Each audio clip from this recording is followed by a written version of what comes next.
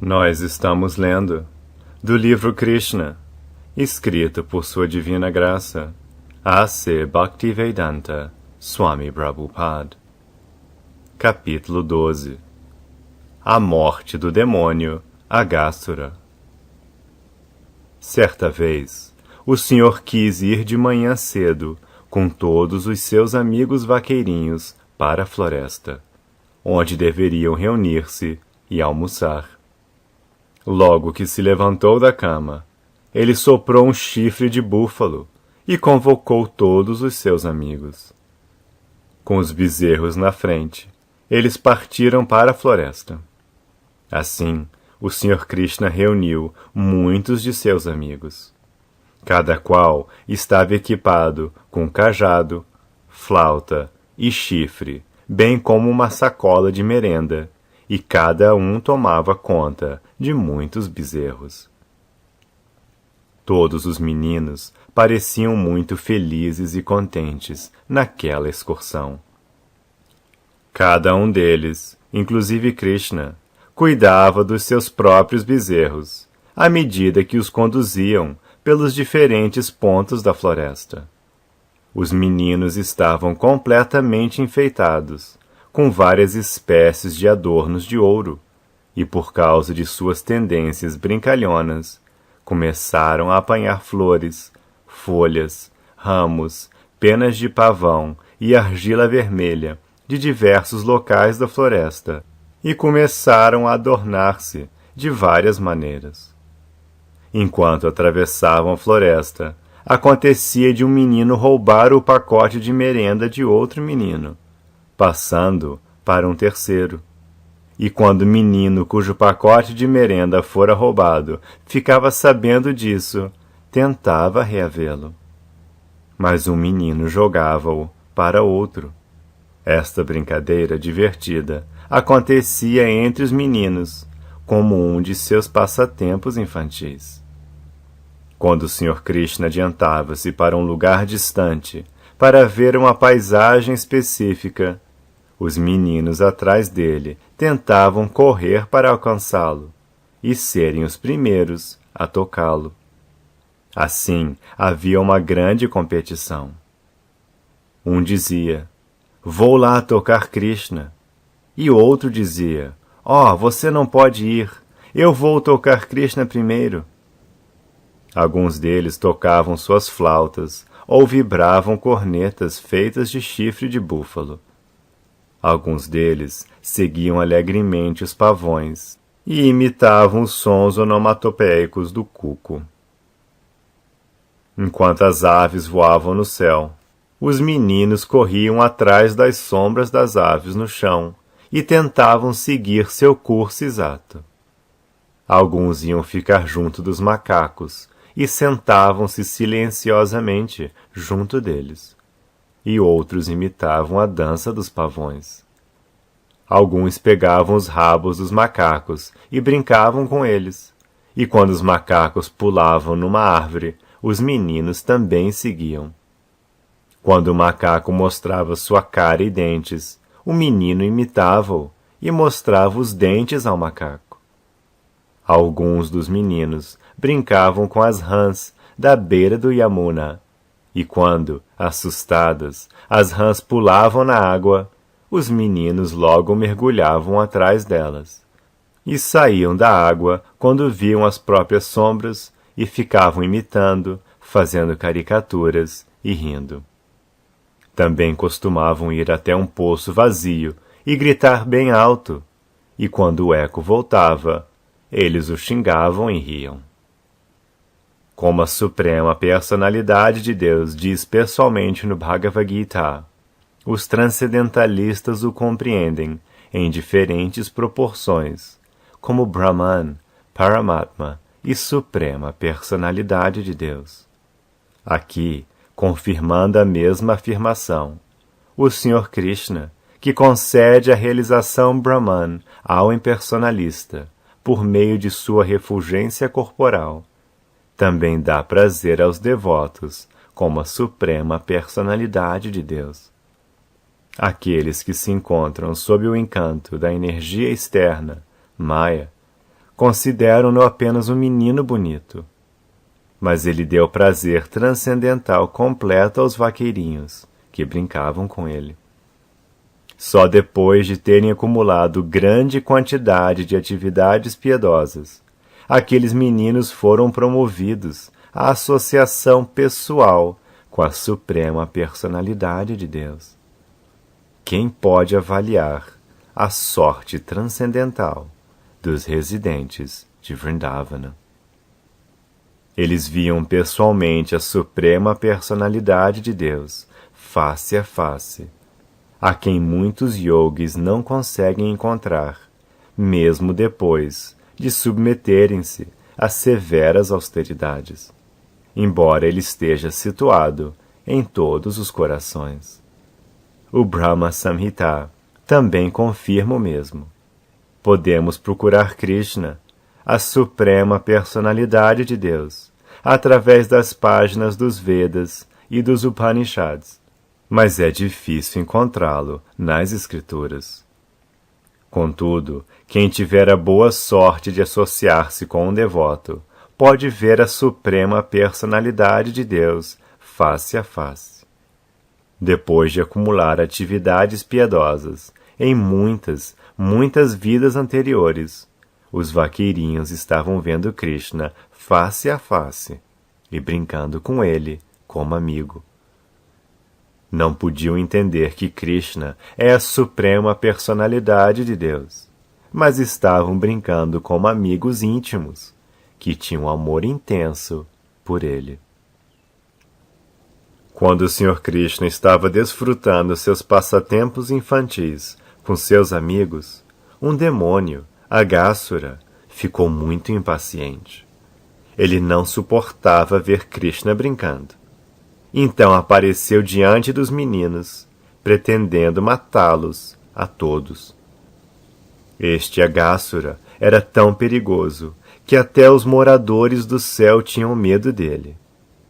Embora os moradores do céu tomassem néctar diariamente para prolongar suas vidas, eles tinham medo deste Aghasura e perguntavam-se: quando este demônio será morto?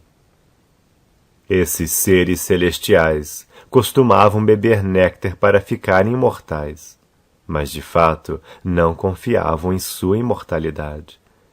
Por outro lado, os meninos que brincavam com Krishna não tinham medo dos demônios, pois estavam livres de medo. Qualquer arranjo material para nos proteger da morte é sempre duvidoso, mas se estamos em consciência de Krishna, a imortalidade está garantida com certeza. O demônio Aghasura apareceu diante de Krishna e de seus amigos. Acontece que Aghasura era o irmão mais novo de Putana e de Bakasura, e pensava: Krishna matou meu irmão e minha irmã. Agora vou matá-lo com todos os seus amigos e bezerros. Aghasura fora instigado por Kamsa, por isto viera com determinação. Aghasura também pensava que quando ele oferecesse grãos e água em memória de seu irmão e irmã, e matasse Krishna e todos os vaqueirinhos, então automaticamente morreriam todos os moradores de Vrindavana. Em geral, para os chefes de família, as crianças são a força e sopro da vida. Quando todos os filhos morrem, então naturalmente os pais também morrem, por causa de sua forte afeição por eles. Aghasura, decidindo assim matar todos os habitantes de Vrindavana, expandiu-se com a Siddhi Yógica chamada Mahima. Os demônios geralmente são peritos em conseguir quase todas as espécies de poderes místicos. No sistema de yoga, pela perfeição chamada Mahima Siddhi, é possível a pessoa expandir-se como desejar. O demônio Aghasura expandiu-se até alcançar uns 13 quilômetros e assumiu a forma de uma serpente muito gorda. Tendo conseguido este corpo espantoso, ele escancarou a boca, como se ela fosse a caverna de uma montanha.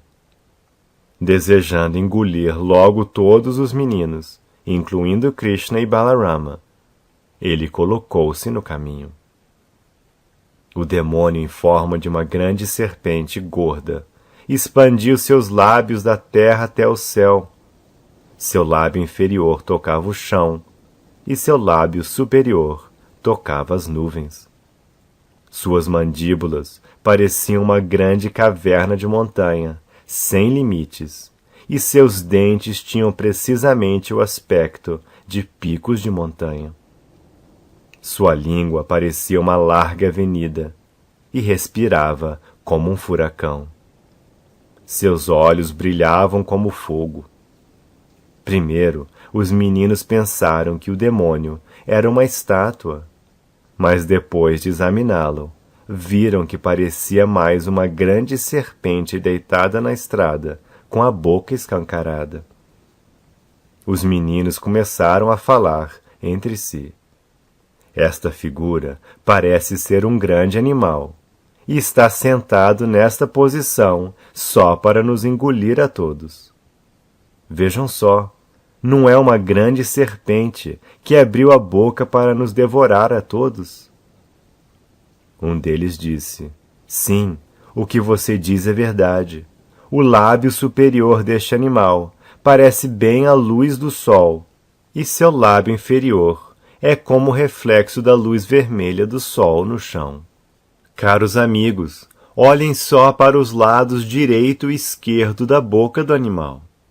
Sua boca parece uma grande caverna de montanha, e sua altura é incalculável. O queixo também é empinado, como o pico de uma montanha. Esta longa avenida parece ser sua língua, e dentro da boca é tão escuro como numa caverna de montanha.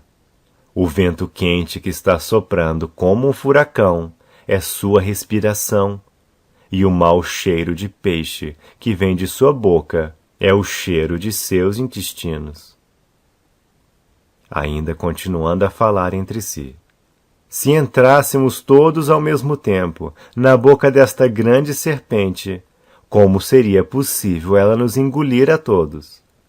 E mesmo que engolisse todos nós de uma vez, ela não poderia engolir Krishna. Krishna o matará imediatamente, como fez com Bakasura. Falando dessa maneira, todos os meninos olharam para o belo rosto de lótus de Krishna e começaram a bater palmas e a sorrir. E assim continuaram andando e entraram na boca da gigantesca serpente. Enquanto isso, Krishna, que é a super-alma dentro do coração de todos, pôde entender que a grande figura que parecia uma estátua era um demônio. Os meninos não sabiam disto, e enquanto ele planejava como impedir a destruição de seus amigos íntimos, todos os meninos, com suas vacas e bezerros, entraram na boca da serpente. Mas Krishna não entrou. O demônio estava esperando a entrada de Krishna, e pensava: todos entraram, menos Krishna, que matou meu irmão e minha irmã. Krishna é a garantia de segurança para todos. Mas quando viu que seus amigos já estavam fora de seu alcance e estavam deitados dentro da barriga da grande serpente, ele ficou, por um momento, aflito e admirado de ver como funciona de modo tão maravilhoso a energia externa. Ele então começou a pensar como o demônio deveria ser morto e como poderia salvar os meninos e bezerros. Embora não houvesse, da parte de Krishna, uma preocupação verdadeira, ele ainda assim estava pensando qual seria a melhor atitude a tomar. Por fim, depois de alguma deliberação, ele também entrou na boca do demônio. Quando Krishna entrou, todos os semideuses que se haviam reunido para ver a diversão e que estavam escondidos nas nuvens, expressaram seus sentimentos com as palavras "ai, ai". Ao mesmo tempo, todos os amigos de Agássura, especialmente Kamsa, que estavam acostumados a comer carne e sangue, exprimiram seu júbilo ao saberem que Krishna também havia entrado na boca do demônio. Enquanto o demônio tentava esmagar Krishna e seus companheiros, Krishna ouviu os semideuses gritando "ai, ai", e começou imediatamente a se expandir dentro da garganta do demônio. Embora tivesse um corpo gigantesco, o demônio foi sufocado pela expansão de Krishna. Seus grandes olhos giravam violentamente e logo ele ficou sufocado. Seu ar vital não podia sair de nenhum lugar e acabou irrompendo de um buraco no alto de seu crânio. Foi assim que seu ar vital saiu. Depois que o demônio caiu morto, Krishna, só com seu olhar transcendental, trouxe todos os meninos e bezerros de volta à consciência e saiu com todos eles da boca do demônio. Enquanto Krishna estava dentro da boca de Agássura, a alma espiritual do demônio saiu como uma luz ofuscante, iluminando todos os pontos cardeais, e esperou no céu. Assim que Krishna e todos os seus amigos e bezerros saíram da boca do demônio, aquela esplêndida luz refulgente fundiu-se imediatamente no corpo de Krishna, à vista de todos os semideuses. Os semideuses ficaram tomados de júbilo e começaram a derramar chuvas de flores sobre a suprema personalidade de Deus, Krishna, e assim o adoraram. Os cidadãos do céu começaram a dançar de júbilo, e os cidadãos de Gandharvaloka ofereceram diversas espécies de orações. Bateristas puseram-se a tocar seus tambores com júbilo, os brahmanas recitaram hinos védicos, e todos os devotos do Senhor começaram a cantar as palavras Jaya, Jaya, todas as glórias à suprema personalidade de Deus. Quando o Senhor Brahma ouviu aquelas vibrações auspiciosas, que ressoavam por todo o sistema planetário superior, ele desceu imediatamente para ver o que havia acontecido. Ele viu que o demônio fora morto e ficou assombrado com os passatempos incomuns e gloriosos da personalidade de Deus. A boca gigantesca do demônio continuou aberta por muitos dias, e aos poucos foi secando, mas continuou sendo um lugar de passatempos de prazer para todos os vaqueirinhos. A morte de Agássura ocorreu quando Krishna e todos os seus amigos tinham menos de 5 anos de idade. As crianças com menos de 5 anos chamam-se Kaumara. Dos 5 aos 10 anos chamam-se Pauganda, e dos 10 aos 15 anos chamam-se Kaishora. Depois dos 15 anos, os meninos chamam-se jovens. Durante 1 ano, não se falou do incidente do demônio Agássura na aldeia de Vraja. Mas quando fizeram 6 anos, os vaqueirinhos, com grande admiração, informaram seus pais a respeito do incidente.